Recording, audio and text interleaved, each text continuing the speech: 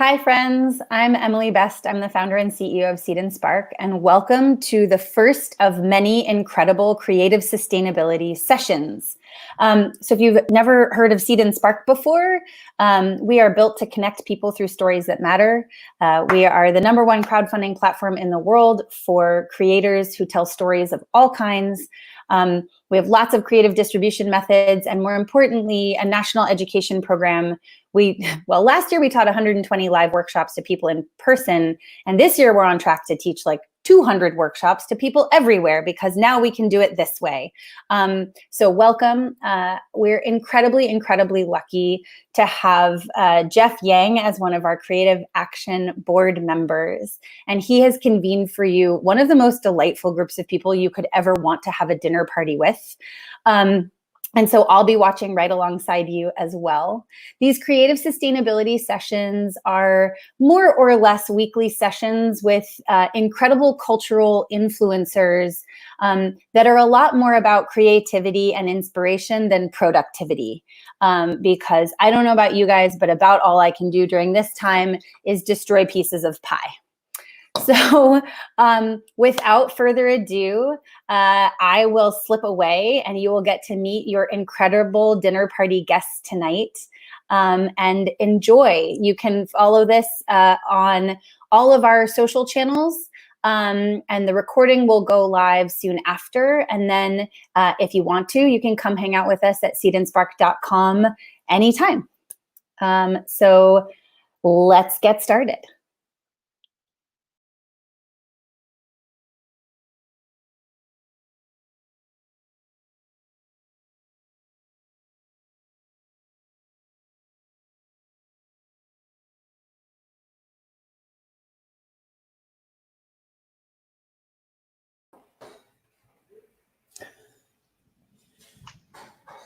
Hi! Hi, guys! Welcome again. Yeah. Welcome to your homes. Hi, guys. First of all, thank you, all of you who are watching here from your own respective domains, for joining us in the very first episode of something we're calling Family Meal. And this is an idea that came about because a number of us were just craving the kind of connection that we used to have over food, because that's what Asians do, and thought it might be kind of cool to have some kind of dinner party with ourselves and maybe with some of you. And the term family meal is something that if you guys have ever worked in restaurants, I'm one, is a term for the meal that everybody has who works in the kitchen, the chefs and other folks, prepared as part of a way to bring everybody together and just fill their bellies before they get to work. And that's what we decided to do. It was inspired in some ways by the man to my, this way. Wait, this way. Yeah, it's I can't even do this, right? This way. It's all mirrored. Dino-Ray Ramos, who came up with this thought of having kind of a Voltron-like Asian American podcaster gathering, and that is what we're doing here. I'm Jeff Yang. You can see me here, Original Spin. I'm co-host with Phil Yu down there somewhere of the podcast They Call Us Bruce. And I'll kick it over to Dino. Hi, guys. How are you? My name is Dino-Ray Ramos. I am an associate editor at Deadline. And I also am a co-host of the New Hollywood podcast. And I am excited to eat. And full disclosure, this is my first meal of the day. Oh no! Is this like intermittent fasting or what is going on? I was working on stuff, and like I drank like a cold brew. Does that count? I drank a cold brew and I took a multivitamin. So no, that doesn't count. No, so this is my first really. meal of the day, and I do not condone this. This is unhealthy behavior, eating behavior, guys. Parents would not appreciate that. my mom would yell at me right now. Definitely. But no, I'm so excited. So in answer to the question, have you eaten yet? The answer is no. Yeah. Oh, there's someone else. Yeah. But no, I'm really excited to eat. and of course, and chat with you, all you lovely people in this Brady Bunch configuration. Rebecca. Hi, everybody. So I'm Rebecca Sun, and I'm a writer and journalist, and most recently at The Hollywood Reporter. And my quarantine experience has been being one of the people to be, I don't know, is it raptured? Or is it like the angel of death comes and taps you on the shoulder? But I was laid off a couple of weeks ago, so I've had that experience. And I asked after that happened, when we were in our private DM group, like a couple of weeks ago, I was like, do you guys still want me on this event?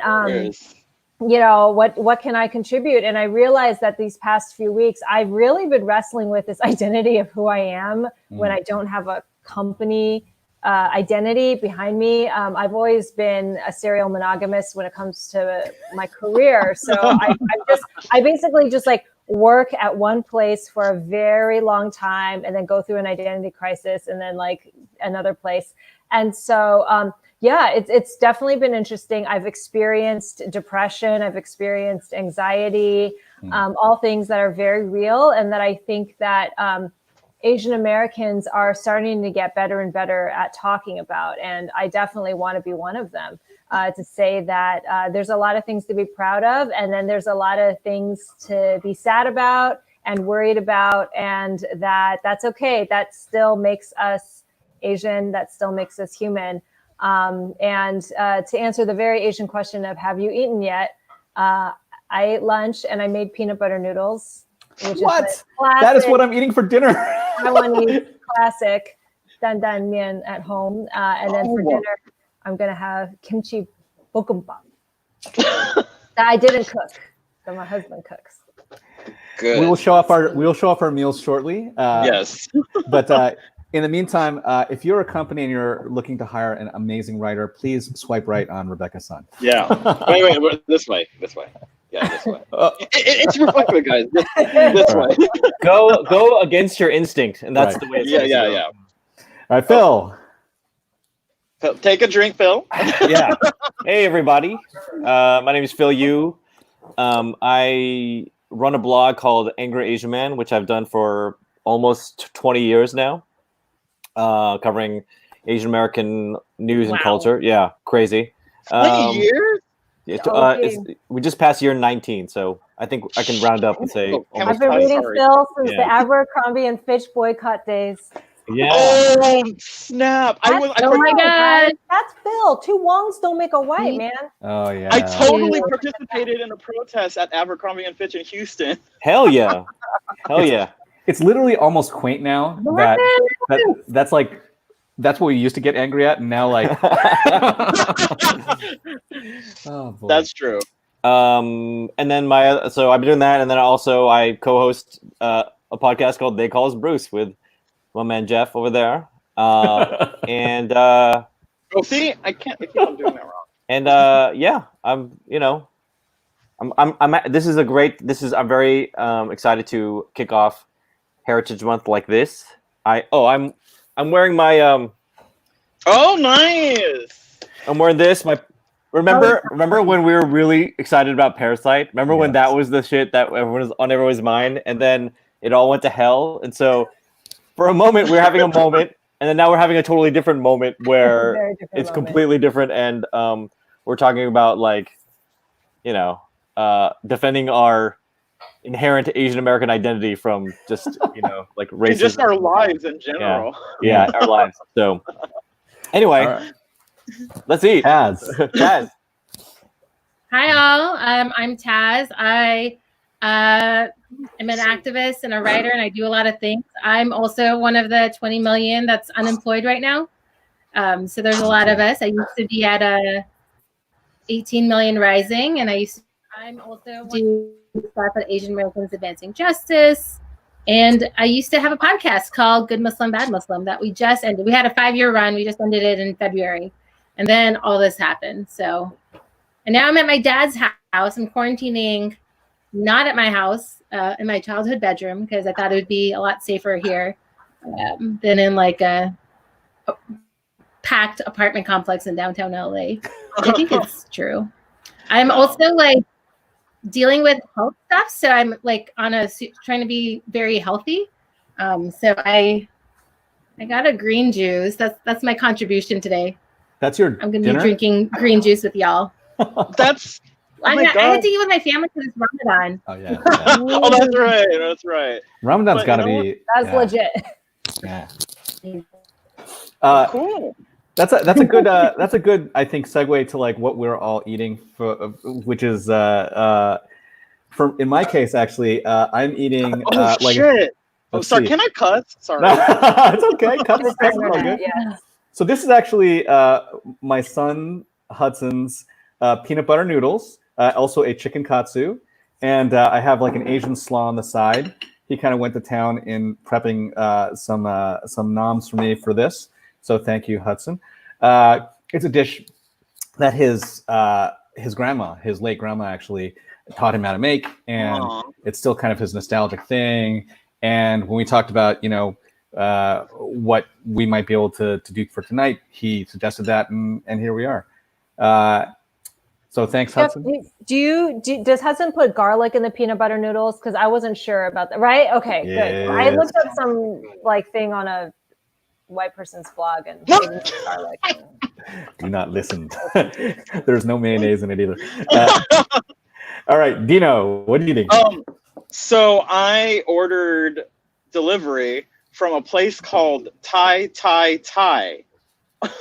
So fun, Nice. and they named it thrice. Thai. So I ordered like very basic stuff because I'm in a basic mood. I ordered they call it tiger pad thai. So tiger pad thai, some tofu fried rice, and then I ordered some egg rolls because I wanted something crunchy. So I'm eating a lot right now. And of course we have the multivitamin that I took earlier, so I'm healthy. So yeah, I'm excited. I'm just hungry because I haven't eaten today. Dig on in.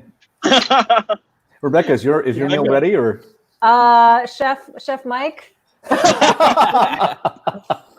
Chef Mike, it smells delicious. I wish this was smell-o-vision. Until the bokkeumbap gets here, it's almost. Chef Mike says it's almost ready. I'm currently subsisting on this. That's good. Here. Yeah, so That looks delicious too. goes with everything. How about you, Phil? So I've got. Oh, hold on 1 second. Ah! So I too, actually, Rebecca, have kimchi bokkeumbap, kimchi fried rice. Oh, that looks nice. This is literally the only thing I really know how to make. Actually, I was not blessed with the gift or skill or magic of culinary arts. So this is really the only thing I know how to make, and but it's comfort food. So and also this is my second dinner since That's fun. we eat our family eats dinner like super early in our household, and so I had dinner already, and then I made this, and so dinner 2. All right, Taz. As has her green juice. Oh yeah. has her green juice, and that's fine. That's delicious. So here we are. We're eating. We're together, and we're doing kind of a little bit of a self check and an other check here too. I think one of the things we really wanted to talk about first, and Rebecca, what you shared was kind of part of the motivation for this. So how is this moment really impacting you guys? It's obviously, kind of changed our schedules, changed our lives, changed our lifestyles. And Rebecca, I mean, you mentioned just there's a sort of a loss of identity in some ways. So how have you been coping? I mean, I think that this quarantine, I think, again, I always want to say that for, it's undeniably a global tragedy, and there's been a lot of loss of life and loss of health, which ultimately is the most important thing.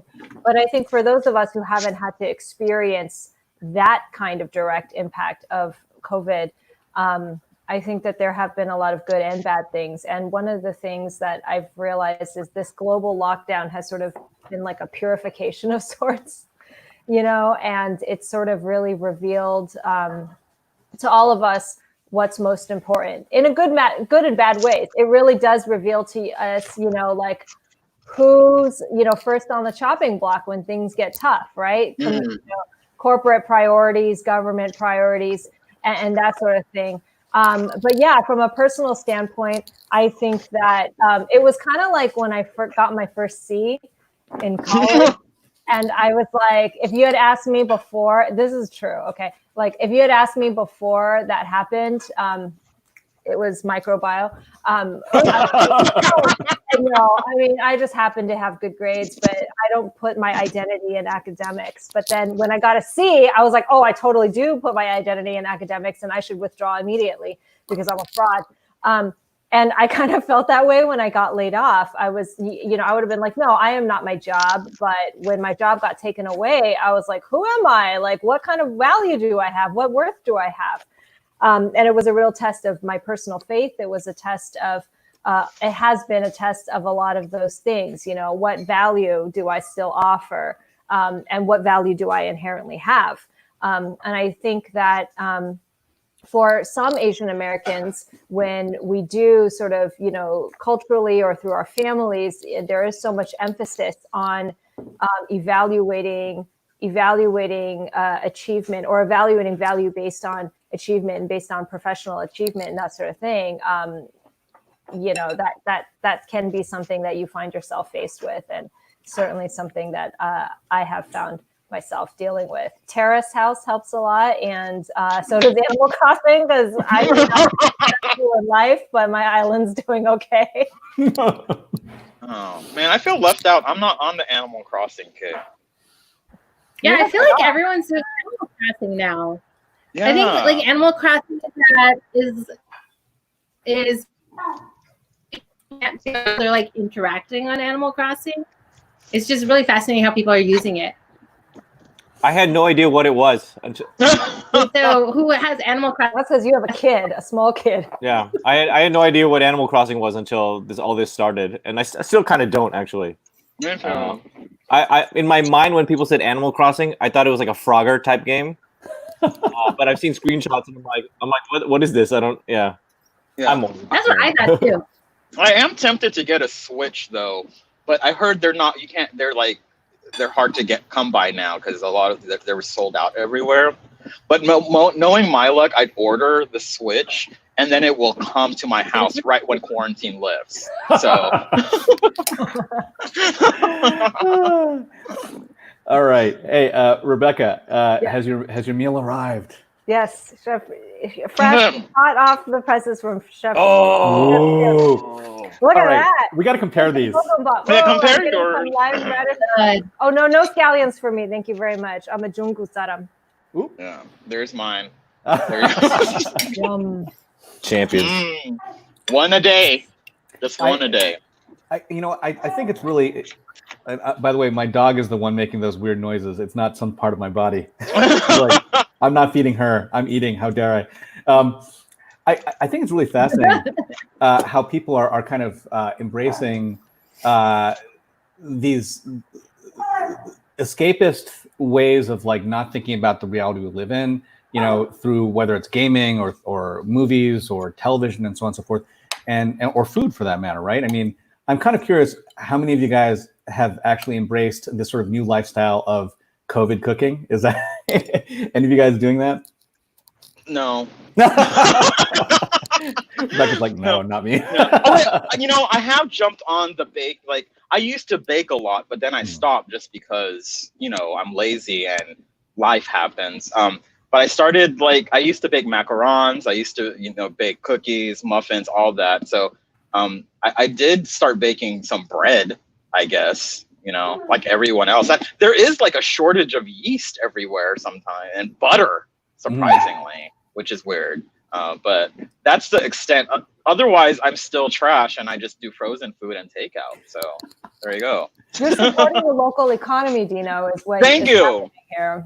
Thank you. And I am like I try to go because a lot of the restaurants around us, they're becoming pop-up markets. So I am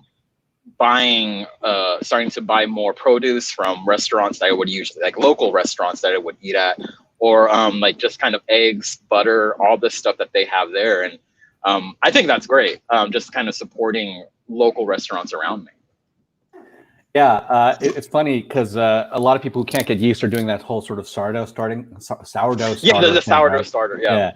And there was a conversation on my feed about how for Asians, it's not sourdough starter. It's like growing your scallions after eating them down to the nub, which we've been doing. It's been working well. But out of all of us, actually, Taz, I wanted to ask how things are going with you in particular, because as you mentioned, you're going through this at home, right? And you know, being at home with parents can be good. How has it been for you?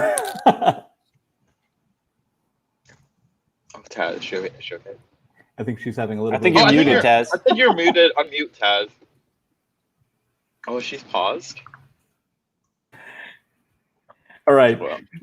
she may have to bounce back on that. Technical difficulties. Is anybody else actually facing something? Oh wait, Taz is back. Are you okay? Yeah. Can you hear me? Yeah, now I can hear you. I think so.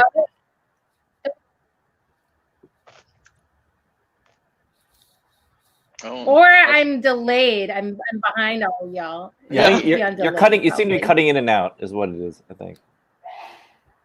Okay, give me a second. I'll go to someone else. I'll try to find better Wi-Fi. Okay. You know, Taz is totally parasiting this. She's like, let me go steal my neighbor's Wi-Fi.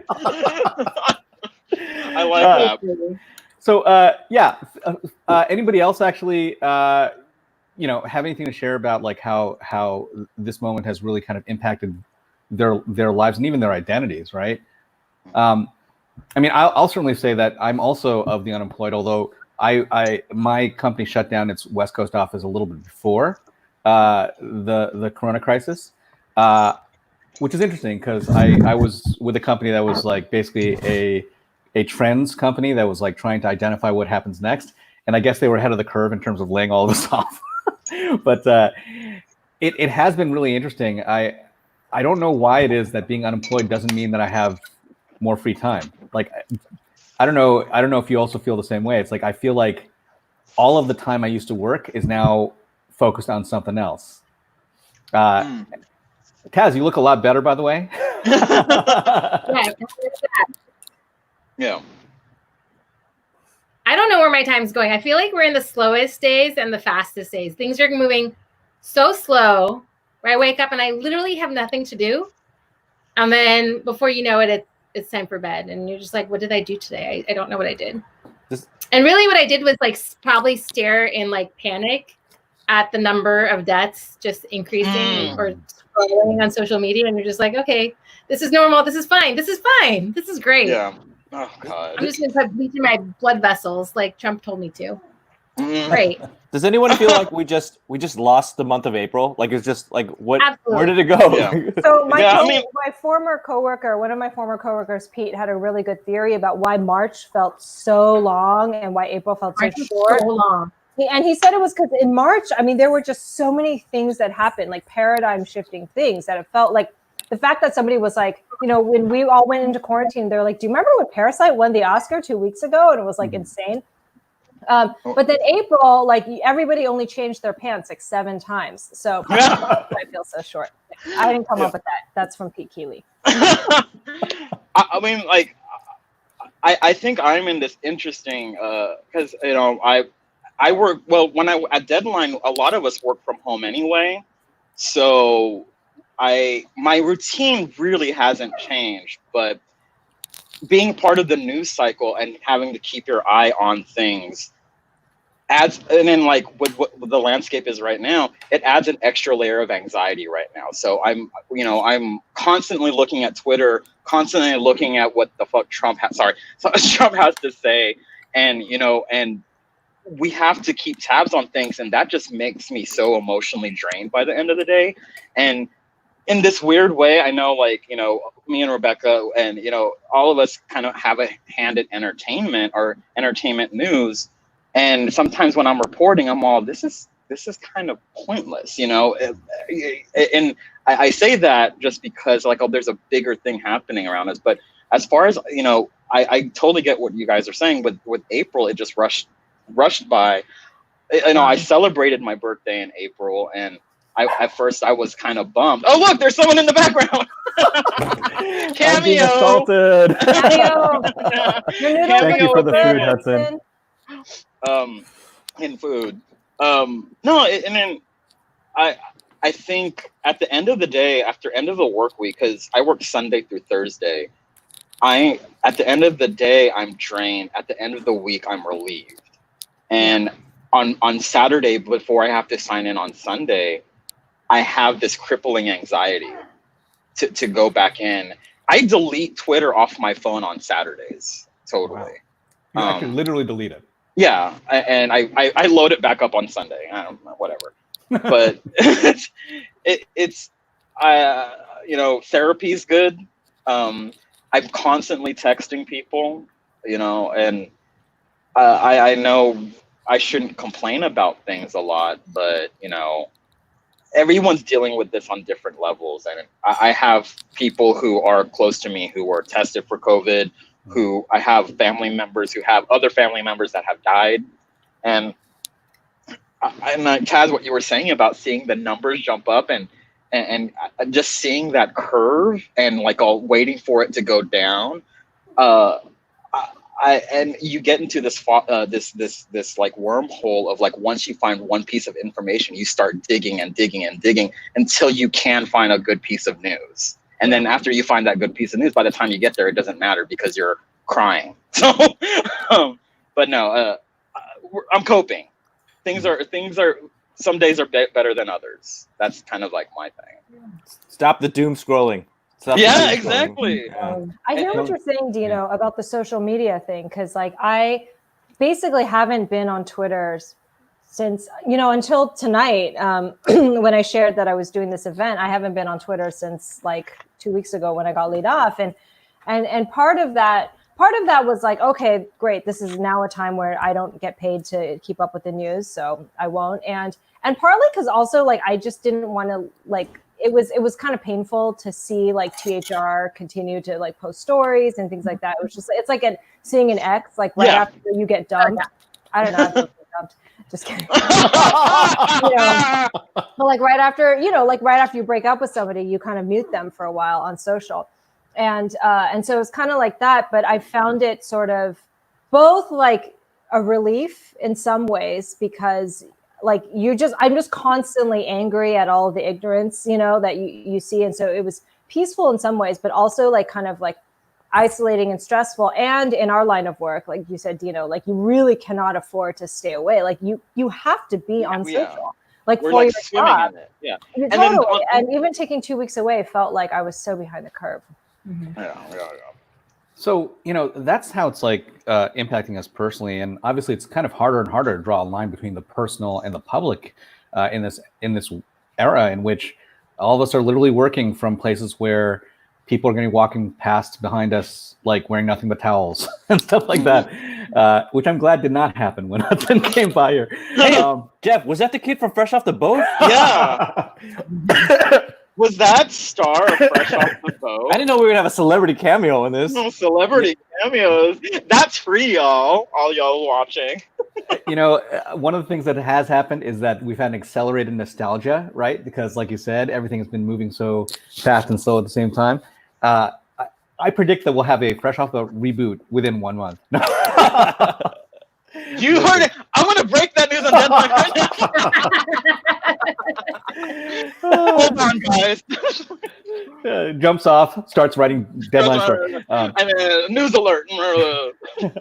So in terms of the larger question of how this is impacting us as a community, right? Not just us personally. I mean, look, I'm not the only one, I'm sure, who has an anecdote to share about, kind of that weird moment one has when one really realizes they're Asian in public, right? Where so many people on my feed have been saying it's like that consciousness of people staring at you a little too long, moving away from you, or even worse, doing something overtly gnarly to you is very widespread. And I'm kind of curious, how you guys have been sort of not just experiencing this and experiencing it by proxy from people around you, but also just generally what it feels like, given that it felt like in a big upswing as a community, and now all of a sudden, boom, we hit a wall. Like, we all hit a wall, but Asian Americans maybe especially. I think... Oh. Go ahead. I kind of have to sort of push back on the idea that we are on the upswing. I mean, maybe just perceptually, there are things that we could point to that say like, oh, we're doing all right. But like, I feel like this is always just kind of the curve of history, like has always been like this. You know what I mean? And so it kind of just shows that like, is very delicate, and it takes this one thing for us to be like, oh, guess what? Like, there are people who see you like this, and this is just a really good excuse for people to be shitty to you. You know what I mean? But it was always kind of there, So as someone who's been kind of looking at that side of things for a long time, this is unprecedented, but it's not like surprising. You know what I mean? Yeah. So that said, I actually haven't personally experienced any of that because, frankly, I don't go outside. I haven't gone outside in like 6 or 7 weeks. So, but the overlying fear is very palpable. That anxiety and fear is now definitely there.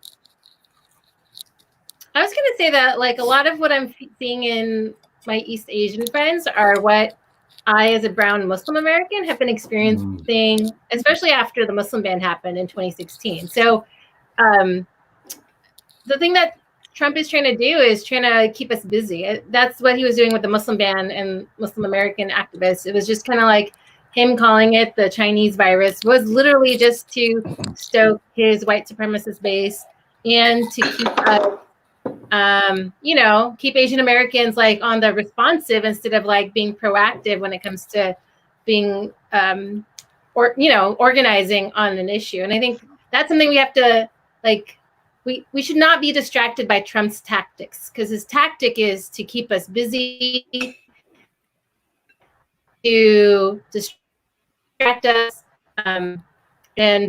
And that's definitely what was happening. You just saw it. Like all of a sudden, like Asian Americans were like, "Oh, we need to do something about this." It's like we've always needed to do something about this. Yeah. Trump's been doing this for years and years and years, 3 years now.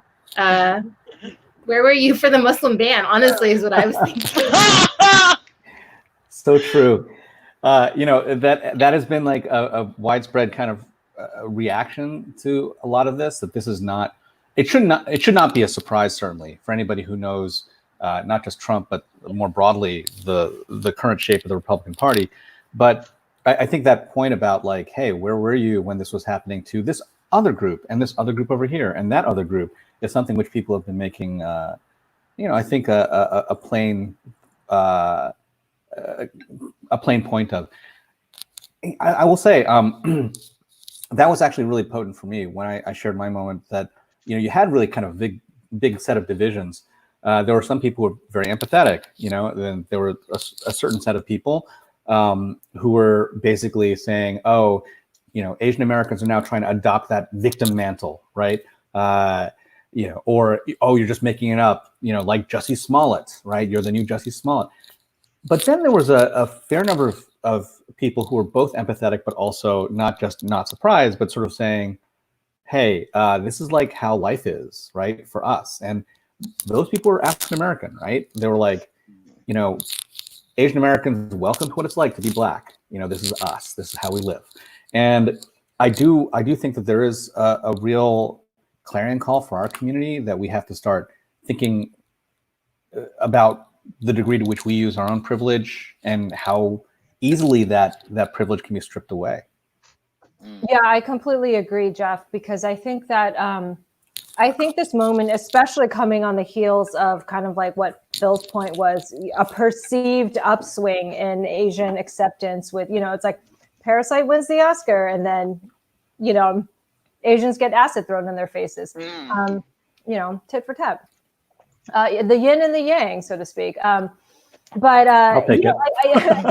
I think it's a reminder to Asian Americans that we don't live in a post-racial society, so we are to everybody that, like, please stop calling Asians a trend, because this is what happens when Asians are a trend is, we're now 5 minutes ago and you can get, spit on in the street. But also a reminder to Asians that, I'm thinking of exactly what Taz was saying, exactly what Jeff was saying, is that if we are not part of and engaged in the entire community of combating oppression, they will come for you eventually. Your number will be up. And that's what's happening. Let's not mistake it. Proximity to whiteness is not whiteness. And, there is an invisible hierarchy that is being revealed, in desperate times. And I hope it serves as a wake-up call for everybody. And I also hope that it serves as a wake-up call for allies and people, non-Asians. Let me be more specific. I hope it also serves as a clarion call for white people to be like, if you see something, say something. Yeah. I want to actually shout out in the comments. Well, first of all, I want to shout out Mike. He's in the comments. Chef Mike's in the comments. But also, if anybody's watching, feel free to ask questions in the comments, and we'll try to address them. We'll answer all of them on the show. Well, yeah. Including where Dino and Phil got their shirts. Yeah. What's that? Wait, what? Dino and Phil's shirts, where you got your threads. Oh, mine. It was through W. Kamau Bell. I don't know if he's still selling them, but it was obviously in 2017. But I think he might still have some. But I just was like, oh, okay, I'm on board. I'm all about message shirts lately. So, but yeah, that's mine. But Phil, where did you get yours? Mine's just from the Neon official website, the store, the Neon store. So the distributor Parasite. Neon W. Kamau Bell. And watch W. Kamau Bell's show. United Shades of America. That's pretty amazing. Very good. Amazing, yeah. And also, people should read. Me. This is very pertinent to what we are just talking about, but W. Kamau Bell wrote this really great piece. It's a Medium piece, actually, about sort of basically the crux of it was like, if you're against racism, then you're against racism, period, right? So, but he uses the cultural example of Bruce Lee and how he built bridges and that appeals to me. So shout out to W. Kamau Bell in that piece. I think if you just look up W. Kamau Bell and Bruce Lee, I think you can find it. Yeah, and you should. That piece just was fire, and it kicks ass. Yeah, yeah. Well,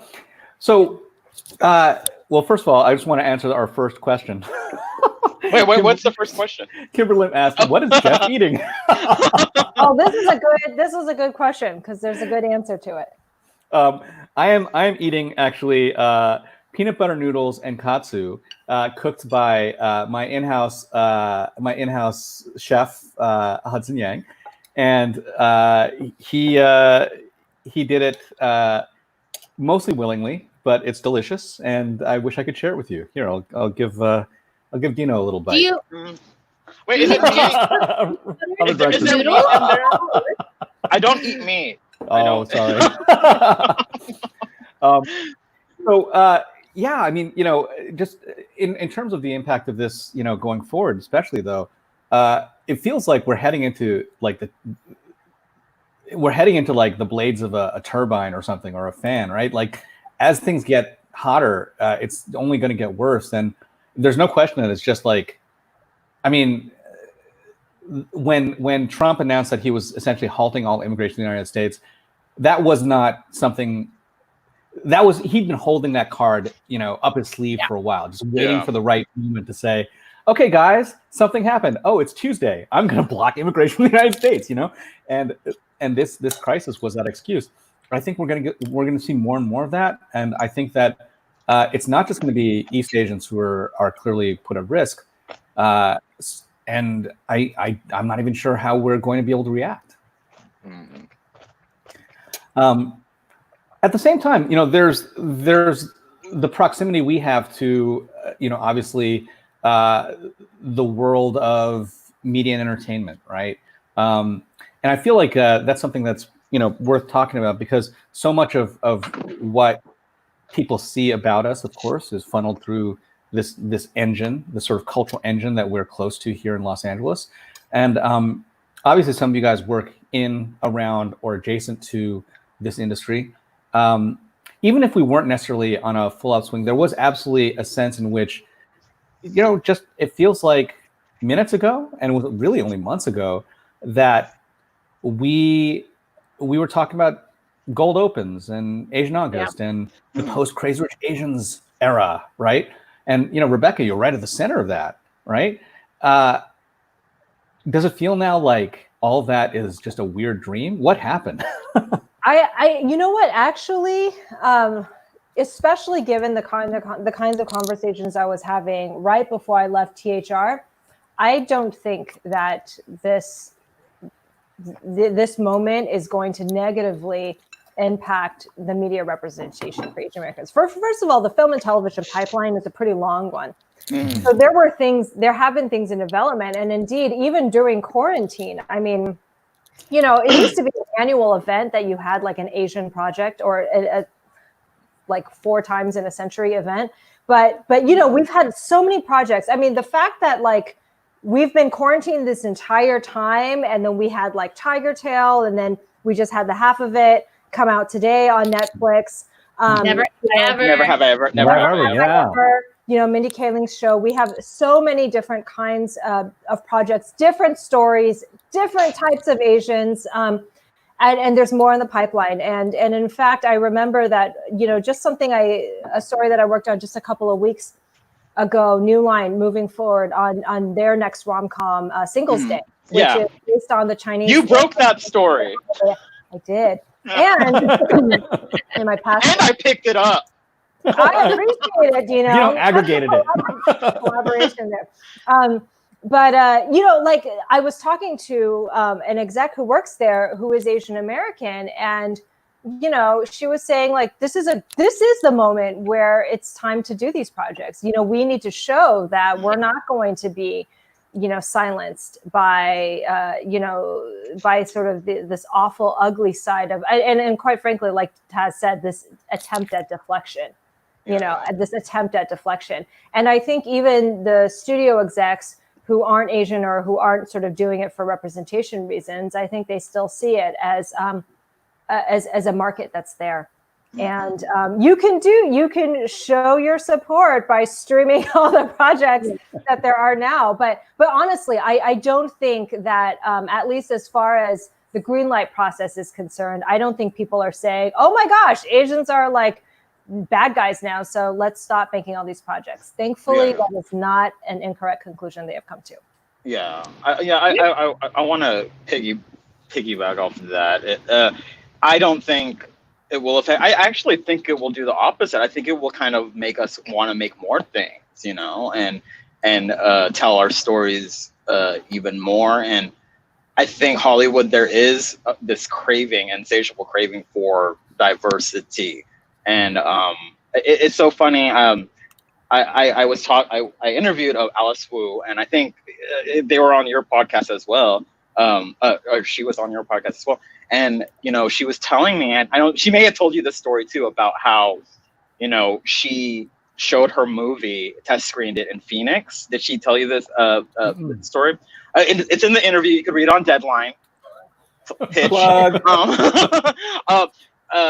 Where they screened her movie in a suburban conservative town outside of Phoenix, and she said it tested very, very well there, and she was very surprised.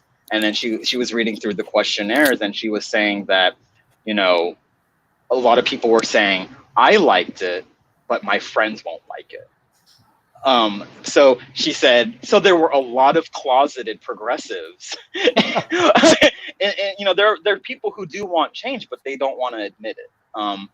And I think with entertainment, we're in it every day and looking at all this news and all, I'm always on the lookout for like what brown, black, Latinx, whoever person, what kind of story can I amplify on there, just so people know that we exist. And it saying something like that is so weird. It's like, we need to normalize Asians. It's like, for us to have to say that, it feels really weird to me. No, that whole notion of normalization, is something that comes up a lot now because we're all talking about getting back to normal. But the reality is none of us want to get back to normal. We're never going to be normal again. We want to get back to better, right? And one of the things which I think was just happening right before things kind of went on lockdown was that we were starting to see very different voices getting their shot at pitching and telling different kinds of stories. And in fact, I want to call out Taz and Phil here. I know, you guys had actually had a window in which you were starting to, work on and develop some stories that you'd wanted to tell, which I think were not just exceptional, but exactly the kind of story that you're not going to see bursting out of the brains of like a big studio executive, right? I mean, Taz, literally, I think the last conversation we had was about your white whale, as it were. Your white Christmas whale. The Merry Muslim Christmas rom-com, which I, like right before we ended our podcast, we did all this really interesting content. So I did a Christmas fiction episode on Good Muslim, Bad Muslim, and I don't know, I was just like, I had all these ideas. 2020 was going to be my year, y'all. It was all our years, girl. I was going to do so much. I have not picked up a pen since losing my job. Like, it's been one of those things where it's just like, I really thought that, like, I was so inspired by my Muslim artist community in LA. Like, everyone was working on a pilot. Everyone was like creating something new. And now I'm just kind of like, if I can like read like half a page of a book, then I'm good. It was a good day. Hopefully I will get past that soon and I'll be able to return to creative projects. But I think for me, I'm just not there. I do have to say, I am spending a lot of time watching a lot of stuff. So I've been really enjoying TV in the quarantine. And I've just been taking in as many Asian American content as possible. Sorry, there's a helicopter outside too right now. Of course there is. It's fine. You're fine. How about you, Phil? I know that you've been working on some stories. I don't know if they're like ready for primetime sharing. They're not quite ready, but I will say that Can I break it on deadline? if and when it gets ready, which is like given the state of the world, not anytime soon. But I mean, I was inspired to I think I needed to sit down, and I have a couple of stories rolling around in my head that I wanted to. And I actually took some meetings and did some pitches, and managed to bang out a treatment for a feature film, which after searching for a writer for a long time, I was kind of like, I think I want to write it myself, but but like, who the fuck has the time to do that right now? Honestly, like that's the one. That's the one thing I didn't talk about like how I'm spending this quarantine. It's like, a lot of people are baking bread and binging shows and all that shit, but like, I live in a household, like two of us are working full time, and then alongside, as well as we have a 3.5-year-old who wants our attention all day long. And so it's like, I represent the parents of small children who have no peace of mind right now. And by the time like the kid goes to sleep, we just want to go. We're just exhausted, and so I have no time to work on anything extra anymore. I've got a 16-year-old like that. Sorry. So I think that kind of puts to bed that notion that because of Corona time, we're all supposed to be writing King Lear, right? That's not happening. I am. You better prove it now. You have had an incredible IG live run, though. I will say that you were one of the most productive people during this quarantine, and he's just getting great interviews with very interesting and fun folks. So I mean, now I can have deadline all I want. No, I just try to keep myself busy, really. I don't know if it's to the point of being unhealthy, just kind of distracting yourself. But like when this hit, I was all, there's this fear of like, and then like things at THR happen. There's like, oh my God, I better start working hard. But in the end of the day, that shit doesn't matter. They'll boot your ass even no matter how hard you work. So maybe I should do nothing. Wow, this is getting dark. I thought we have a couple of questions in the comments. I thought we should point them out. And they kind of piled up, so maybe we can answer them somewhat quickly. We had Clarence Kit on YouTube saying, "Have you had any experiences from people within the Asian community discredit your experiences?" Describe your experience like during the time of COVID or just in general. He has other comments like upstream where he says, it's one thing to have a conversation with people of different backgrounds and for them to either dismiss or downplay your experience. Okay. But what if that's happening from within the community? So like community infighting, basically. Yeah. Well, and I will say, actually, this did happen. In fact, I feel like there are, but it's less people who are saying like, hey, what happened to you didn't happen, but rather what happened to you is not racism, right? You're too thin-skinned, you're too sensitive, suck it up and keep your head down. And, the more we complain, the worse it's going to be, basically. And I think that's actually something, so there was another question about how we're kind of relating to our elder parents and the elder generation during this time. And I've actually been talking a lot with my parents. That's what my friend knew. And I think now, especially because we're concerned about our parents, especially my parents are on the East Coast, so I'm just like checking in with them every day to make sure they don't go outside, but and sending them food and whatever. But I have actually talked to them about this larger question of this moment of anti-Asian sentiment that's emerged, and the first thing they said to me was, you guys think it's so hard now, but when we came over, it's like we came over during basically the Vietnam War. Yeah. We had nothing and could barely, our English was not as good as yours was, who went to a good college we paid for. And there's a certain sense in which it's not so much that you are being too sensitive. I mean, they did not at all dismiss or discredit the experience I had, but they did say, look, get used to this. This is kind of the way it is. And to your point, Phil, earlier, there's a very thin veneer beneath which, as soon as something bad happens, we all kind of get fed into the wood chipper. I mean, I don't know. Maybe that's too dark too. No, but this is just getting dark in general. I mean, I think for me, like what I would say to both Clarence and May's questions, I mean, for Clarence is, have you had people from, like fellow Asians discredit your experiences? I mean, I personally haven't, but I've seen that type of thing happen. And I think part of it is because obviously, Asians, like any ethnic group, are not a monolith. And so we have so many varied experiences because there's a huge variance of backgrounds, and particularly generationally. And I think sometimes because for many of the Asian cultures, there is a commonality where it's like, don't make waves, just don't make a fuss, like internalize it, right? In Chinese, there's this phrase, 吃苦. It means to eat bitterness. Like we eat bitterness for breakfast, lunch, and dinner. Like, you know what I mean? You just like swallow it, keep it inside you forever, right? Like I'm probably going to butcher the concept of Han, so I'm not even going to go there. But like, it's just like something you're used to. And so that could be a thing, right? Minimizing. They're not meaning to minimize, but they're saying like life sucks. What's the point in talking about it? And in terms of May's question, which I think I'm interpreting it as whether or not the older generation then, like are able to understand why we're so passionate about sort of like the experiences of other oppressed races.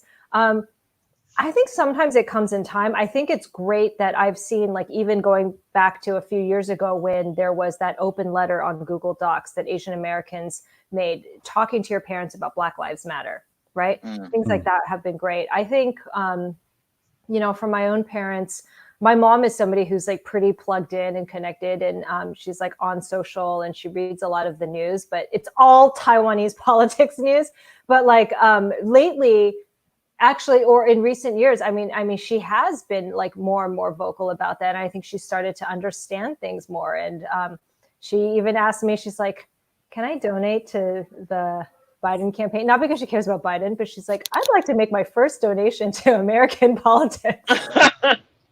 Just because she cares so much about what's happening, you know? So that's nice. Trump is that bad. Seriously, that an Asian parent is willing to part with their money for it. Seriously. That's dope. There was that question actually in the comments about what happens, God forbid, but what happens if we have another 4 years of this? What is going to happen to us all? You know, again, this is not going to be one of those like super happy things to talk about. But I do think, you know, and this was first addressed to Phil, but I do think that, you know, we are in a moment right now where the clarity of purpose that we need to have has never been, you know, more transparent, right? That we need to make sure he doesn't get that other 4 years. I think the biggest signal we're seeing right now is, you know, in the very first ad he threw out to the world against his putative Democratic rival Joe Biden, it was absolutely a signal that he's going to run not against Biden but against China, right? And not against you know, Democratic voters but against foreigners, right? And it's a time when that sense of what we have to do is, I think, very clear. But I mean, Biden shot right back with the same tactic. I mean, he also had, and you're like, oh, the path to November has been laid. You know what I mean? It's whoever wins is going to be the person who can bash China the most, right? Can paint the bigger bad against China. So it's a little bit, it's really disheartening, and it's hard not to feel a little bit hopeless about this right now. Oh God, the world's just trash, guys. That's it. let's hope. Sorry, Rebecca. Oh no, I'm looking at the questions. I mean, Kimber, you know, she was asking about the 4 years of Trump and what we can do. I mean, I just want to really quickly mention down ballot races, because yes, the president. I mean, we should be like, seriously, like, guys, these are your ballot choices in November. Okay, Trump, not Trump. Okay, so like, whatever you feel about the not Trump, it's not Trump. Okay, it's not about you anymore. Trump, not Trump. Congratulations if you have the privilege where that doesn't affect you. But let's think about those for whom it does. But the other thing you can do, down ballot races. Okay, think about really research. Look at who's running your local, who's your state representatives, you know, the city, the municipal level, like all of that matters more than ever. I mean, you can see the rock stars that have really emerged in the House. Like, I love Katie Porter, you know, representing Orange County, and she's somebody who's been holding, like, you know, federal, you know, like corporate executives' feet to the fire. Like, you want people like that. They do make a difference. And like, you know, even if you still have Trump in the White House, so don't neglect those races. I got to add, though, that like we're also in a point where I don't actually know if we're going to have elections in November. So I would say that the thing to keep in mind is that vote by mail is going to be really important. We saw so many cases in Wisconsin of poll workers getting sick from COVID because they had to stand. They ran hour-long lines for their primary election. I think we're also seeing Trump is trying to pull funding to the Postal Service. And I think that's him being strategic about vote by mail. So just like, don't just think about like turning out to November, just figure out like, how do we actually make sure that November happens, and how do we protect our Postal Service? How do we make sure that everyone has access to vote by mail ballots? How do we, because those are going to be big campaigns that we need to work on. Huge. So I know we're talking about some pretty heavy subjects right now, and understandably so, because it's like a heavy time, you know. I one of the things we wanted to do in closing off this inaugural family meal was to have dessert, right? To share something that each of us wants to, you know, that is both entree and dessert, Rebecca. But you know, so dessert for us for this particular mukbang with a message is going to be us sharing a little something that we want you to walk away with, and hopefully something a little sweet, right? So I'm going to kick it to Phil first. Damn. Okay, no, Taz. Let's go with Taz first. If you got something, just if you have a thought of something that you want to have people leave with as we end this thing. Oh my gosh, I don't have a thought. I think, if anything, I've been spending most of my time. I have been painting a lot. I've been trying to have a creative practice, and I think I want to remind people that crafting isn't just for little kids. We are in a time where we're being told to slow down, and if we're slowing down, figure out pick up another hobby, learn something new. This is the time to do it. Even if you are really busy, just give yourself 10 minutes to turn everything off and do something with your hands, and then go back to the chaos. I think it's really important in this time. Awesome. Phil, you ready to go? Yeah, I'm ready to go. I'm going to go back to the fact that it is May, and the reason for doing this, and it's Heritage Month. And I know that a lot of people are going to today. I know a lot of people today found out that May is API Heritage Month. Every May 1st, I always hear from people on Twitter what? We have a month? I didn't know that. Since when? Anyway, welcome. I mean, Wow, look at that! Look at that! I get the ticker tape here. I feel like we're all I feel like we're on CNN or something like that.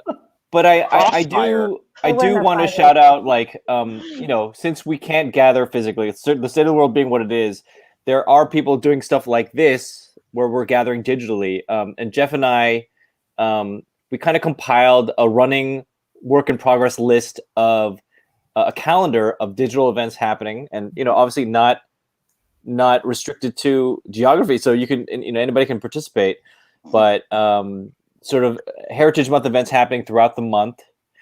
This is how we're gonna this is how we find strength in our community, in these kinds of things and these conversations. And Heritage Month, I think it's not, I mean, for right now we're having a crisis moment, right? About every other article I read about some shit that went down against Asians, but Heritage Month it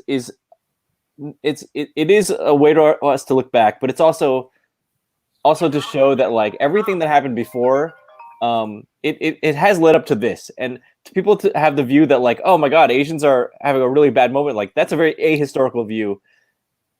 We need to look back, and we need to look back at the stuff that went down and the stuff that made us stronger, and the stuff where it rose up leaders and heroes, and right now that also is happening as we speak, right? We're getting leaders and heroes, and we're having moments where we're strengthening ourselves. So use Heritage Month as an opportunity to kind of to find that strength, within ourselves and with our community. So that's what I had to say. Boom.